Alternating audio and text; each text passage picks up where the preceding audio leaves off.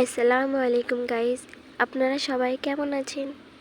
আজ আমি আপনাদের একটি খুবই সুন্দর জিনিস দেখাবো, তো আপনারা দেখতে থাকুন।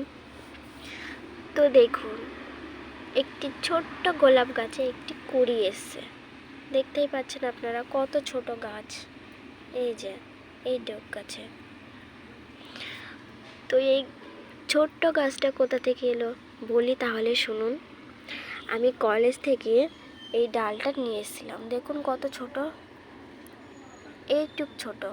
এইটুক ছোট ডালটা নিয়ে এসে আমি লাগিয়েছিলাম। তারপরে কিছুদিন পরে ডালটিতে পাতা ছাড়তে লাগলো। দেখুন অনেক পাতা হয়েছে। তারপরে একটি কুঁড়িও চলে এসছে। দেখুন